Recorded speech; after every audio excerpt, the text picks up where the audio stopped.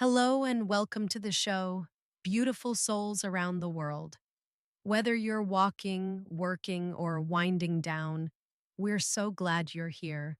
This is your time, your space, and your voice. Let's dive deep together.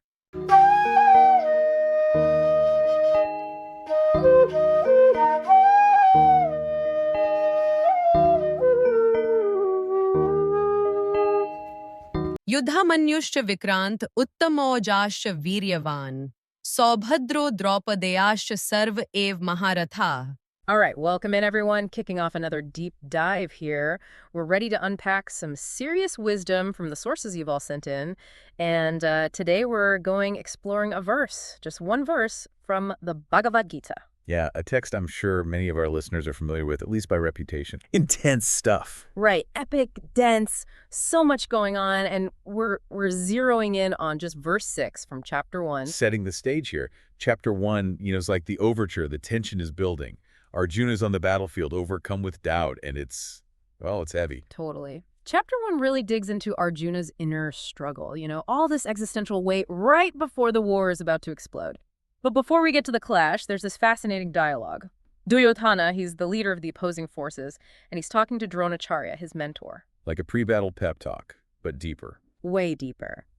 In verse 6, Duryodhana is basically pointing out the major players on the other side, the Pandava army, listing them out.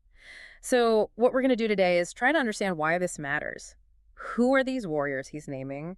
And what does this tell us about what's going on in Duryodhana's head at this pivotal moment? It's like a glimpse into his war room, his strategic thinking, but also his psychology.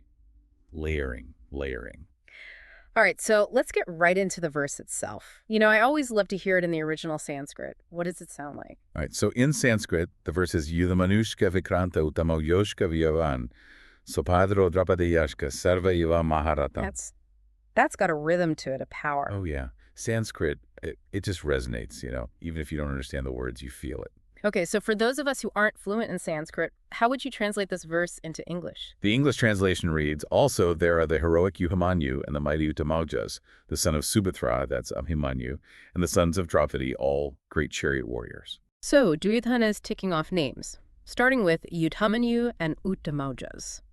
Who are these guys? Fill us in. What are their stories? Well, Yudhāmanyu and Uttamaujas, they were princes from the Panchala kingdom, allied with the Pandavas. Okay, so on the opposite side of Duryodhana. Exactly, which makes it interesting that he's mentioning them, right? They were known as brave warriors, definitely skilled, even if they weren't as famous as some of the others. Right, not the rock stars of the Pandava army. Not the headliners. Yeah. But Duryodhana, he's not overlooking them. That tells us something. It's like he's doing his homework. He's assessing everyone who poses a threat, even the less celebrated ones. Kind of a comprehensive view of the enemy forces. Strategic. He's not underestimating anyone. Okay, so then he goes on to the son of Subhadra, Abhimanyu. Now, listeners, Abhimanyu, he's Arjuna's son. What's important about him being named here, right at the beginning of the list? This is where it gets really interesting.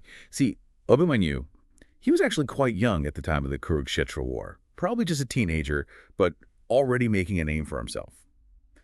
Clearly, Duryodhana considered him a force to be reckoned with. So this wasn't just a courtesy mention because of his father. This kid was legit. Absolutely. It's almost foreshadowing. Yeah. Because as the story unfolds, Abhimanyu displays extraordinary bravery, and his story, it's tragic. He becomes central to a pivotal battle involving the Chakravyuha formation, but well, let's just say it doesn't end well for him. Right. His story is one of those that sticks with you. So much courage. And then, it's like his name here is a hint, a little premonition of what's to come. A lot of weight for one name. Powerful stuff. It adds a whole layer to the verse, knowing his fate. Okay. And then we have the sons of Draupadī. Who were they exactly? Where do they fit into all of this? The Draupadīs, right. They were the 5 sons of Draupadi, each from a different Pandava brother. They weren't quite as central to the main plot, maybe, but they were still warriors, skilled in their own right. They fought alongside their fathers in the Kurukshetra war. Solidarity, fighting for family. It's a recurring theme. And by including them, the Duryodhana is basically saying, look, I'm not just facing a few key players, I'm up against an entire force, a whole generation of warriors.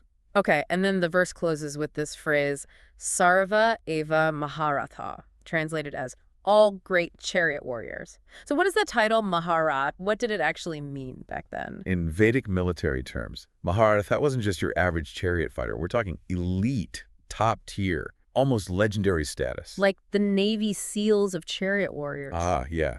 It meant you were a force to be reckoned with. The texts actually say a Mahā-Ratha could take on a ridiculous number of ordinary warriors at once, simultaneously. Hundreds of thousands, some say. It was a title of immense respect, signifying incredible skill and basically battlefield dominance. Wow. So why would Duryodhana use that term Mahā-Ratha for the enemy, the people he's about to go to war with? Is he just stating facts? Or is there more to it, you think? That's the million-dollar question. On the surface, sure, he seems to just be laying out the capabilities of the opposing side, informing his teacher. But I think it's more complex than that. By acknowledging their strength, using the term Mahā-Ratha even, he's possibly doing a few things. Like what? Okay, imagine you're Duryodhana. You have this huge army, but you're still facing these incredible warriors. By openly admitting their strength, you're sort of, well, maybe you're justifying the size of your own force. Subtly hinting, hey, we need all these guys because look who we're up against. A little propaganda. Could be. And maybe he's even preemptively explaining away any potential setbacks. Like, if things get tough, well, it's because these guys are Mahā-Ratha, right?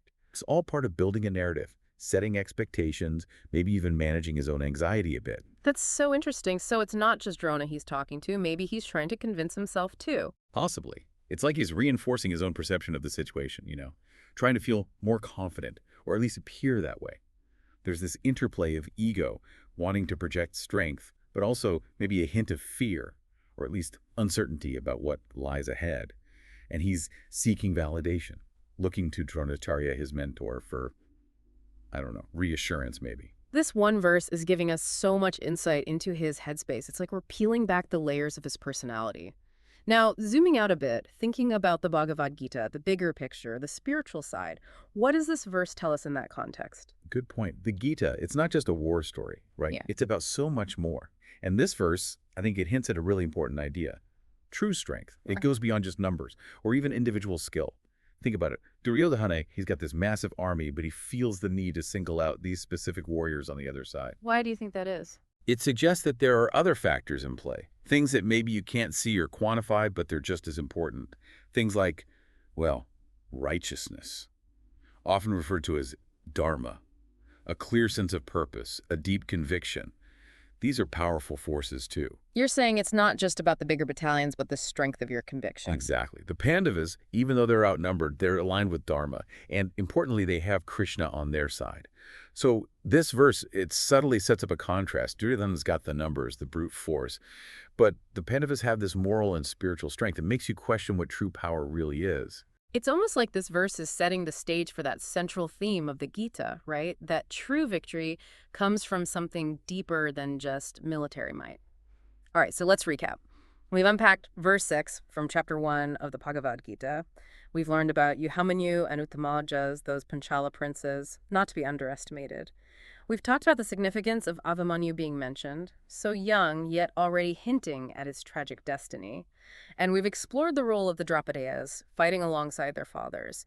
Plus, we've dug into the meaning of Mahā-Ratha, that title of ultimate warrior respect. And through all of this, we've gotten this fascinating glimpse into Duryodhana's mind, his anxieties, his attempts to project strength. It's like a psychological portrait in miniature. Yeah, and how he might be trying to convince himself as much as his teacher. Within that, we've touched on this deeper spiritual dimension, that question of what constitutes true strength. It's amazing how much depth you can find in just one verse, right? It's incredible. So to all our listeners out there, as you go about your day, think about this. How often do we judge strength by what we can see, Numbers, resources, outward appearances. But what about the unseen things? The conviction, the clarity of purpose, the sense of righteousness. Like Duryodhana in this verse, maybe we sometimes fixate on the apparent strength of others, especially those we see as competition. Maybe it's a way to make sense of the challenges we face, or even to psych ourselves up for what lies ahead. So here's something to ponder. What if those hidden strengths, those inner qualities, are actually the most important factors in any situation? Food for thought. What truly determines the outcome of any conflict, internal or external? What really makes us strong? Exactly. Thanks for diving deep with us today. Always a pleasure. Until next time. And don't forget to keep sending us your sources. We'll be back soon with another deep dive.